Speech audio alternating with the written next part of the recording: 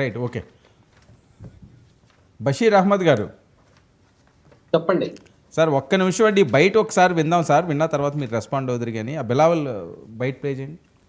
तू पानी बंद करेगा इंशाअल्लाह हम तेरी सांस बंद करेंगे, इन दरियाओं में फिर खून बहेगा। अगर तू पानी बंद करेगा इंशाअल्लाह हम तेरी सांस बंद करेंगे, इन दरियाओं में फिर खून बहेगा। ఇది సార్ అసలు ఏం జరుగుతుంది, ఏం చెప్తున్నారు, ఏం మాట్లాడుతున్నారు, ఏం చూసుకున్న ధైర్యం? ఆయన చెప్తున్న ఆ ప్రసంగం వింటుంటే నాకు నవ్వు వచ్చింది. వాస్తవంగా ఏంటంటే ఇలాంటి ప్రసంగాలు మాట్లాడుకోవడానికి లేదా జనాల్ని తప్పుదోవని పట్టించడానికి బాగుంటాయి తప్పనించి వాస్తవంగా కార్యాచరణలోకి వచ్చినప్పుడు ఇవి బాగుండవు. ఇప్పుడు ప్రస్తుతం పాకిస్తాన్ పరిస్థితి అత్యంత దుర్భరంగా ఉంది. పాకిస్తాన్ లో ఉన్నటువంటి బెలూచిస్తాన్ కి సంబంధించిన అక్కడ ఉన్న వాళ్ళు మాకు సపరేట్ ఒక కంట్రీ కావాలి అని చెప్పి ఆఫ్ఘనిస్తాన్ తో వాళ్ళు సపోర్ట్ తీసుకుని పోరాడుతున్న పరిస్థితి. అక్కడ సామాన్య ప్రజలకు ఉపాధి లేని పరిస్థితి, అభివృద్ధి లేని పరిస్థితి. ఇలాంటి పరిస్థితుల్లో పాకిస్తాన్ ఏదో భారతదేశంతో పోటీ పడుతుంది లేదా భారతదేశంతో యుద్ధం చేస్తుంది, యుద్ధం చేసి గెలుస్తాము అని వాళ్ళు ఏదైనా భావిస్తున్నారంటే వాళ్ళు ఖచ్చితంగా ఒకటి కలలు కంటున్నారని చెప్పి మనం అర్థం చేసుకోవచ్చు. ఈరోజు భారతదేశం మిలిటరీ పరంగా కానీ లేదా టెక్నాలజీ పరంగా కానీ లేదా రోదసిలో కానివ్వండి, స్పేస్ లో కానివ్వండి ఒక మంచి డామినేటింగ్ పరిస్థితుల్లో ఉంది. మనమే టెక్నాలజీని వేరే దేశాలకు కూడా అమ్మగలిగే పరిస్థితుల్లో మనం ఉన్నప్పుడు మనతో ఏదో పోటీపడి పాకిస్తాన్ మన మీద గెలవాలి లేదా మనతో యుద్ధం పెట్టుకోవాలి అంటే అది మొత్తానికి పాకిస్తాన్కే దెబ్బ అవుతుంది తప్పనిచ్చి మనకు ఇండియాకు మన భారతదేశానికి ఏ విధమైనటువంటి దెబ్బ కాదు. ఇందులో గతంలో 3 సార్లు మనం పాకిస్తాన్ మీద ఏ విధంగా మనం విజయాన్ని సాధించామో ఈసారి కూడా అదే విధంగా విజయాన్ని సాధించి తీరుతామని చెప్పి నేను భావిస్తున్నాను. అందులో ఏ విధమైనటువంటి అనుమానం లేదు.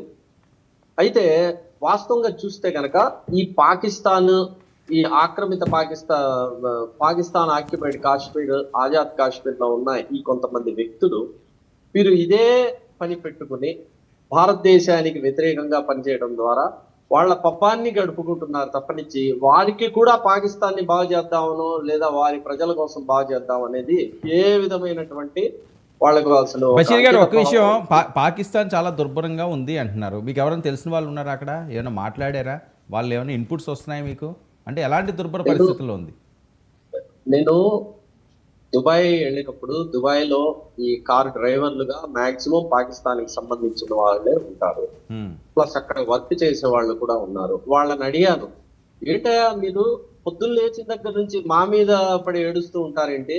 మీరు మాలో నుంచి మీరు వచ్చారు కదా, మీది మా రక్తమే కదా, మా రక్తం పంచుకుని వచ్చిన వాళ్ళు మా మీద పడి ఏడుస్తారు ఏంటయ్యా బాబు అని అడిగితే దానికి ఆయన ఒకటే, చాలా మంది చెప్పిన సమాధానం ఒకటే, సార్ మేము అసలు ఇండియా వాళ్ళ మీద, ఇండియన్స్ మీద మేమేమో పడే అడవం సార్. ఇండియాతో పోరాడాలని, నష్టపోవాలని, మా జీవితాలు నాశనం అవ్వాలని లేదు. ఇది రాజకీయ నాయకులు, సైనిక పరిపాలకులు వారి స్వార్థం కోసం చేస్తున్నారు సార్.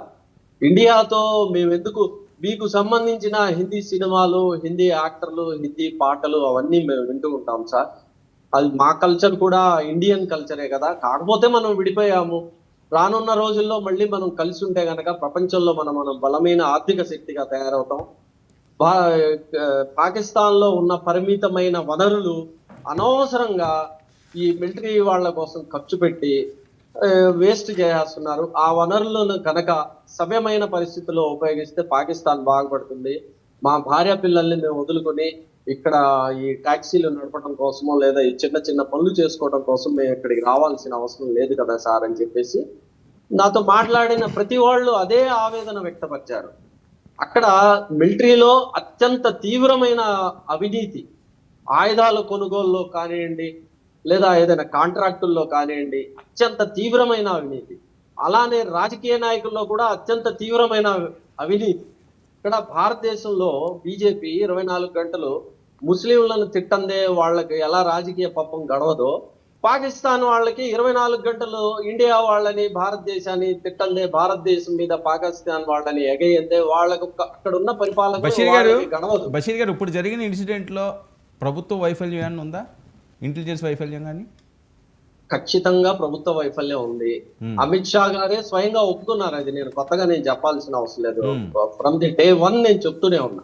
ఇంకా సామాన్య ప్రజల్లో ఏ భావన ఉందంటే, ఇది ఎలక్షన్లు వచ్చిన ప్రతిసారి ఇలాంటి దాడులు ఎందుకు జరుగుతాయి, ఉగ్రవాద దాడులు ఎందుకు జరుగుతున్నాయి అనే ప్రశ్న కూడా ఉదయిస్తుంది. ఇప్పుడు నేను ఒక డిమాండ్ చేస్తున్నాను. నేను ఇప్పుడు ఈ జరిగిన ఈ సంఘటనని రేపు బీహార్ లో జరుగుతున్న ఎన్నికల అంశంగా మార్చకుండా ఉండమని చెప్పి నా సోదరుడు రవికుమార్ గారిని అడుగుతున్నాను. దరిద్రపు అలానే ఆలోచన అండి, నాకు అర్థం కాదు. ఒక్క నిమిషం రవి గారు, బ్రదర్, ఓకే ఒక్క నిమిషం బ్రదర్, మీరు మాట్లాడినంతసేపు నేను విన్నా. ఓకే, ఒక్క నిమిషం, మీరు ఎందుకు మాట్లాడండి. ఆయన ఆగారు, మీరు మాట్లాడండి. ఇంకొక విషయం ఏంటంటే, ఈ అంశం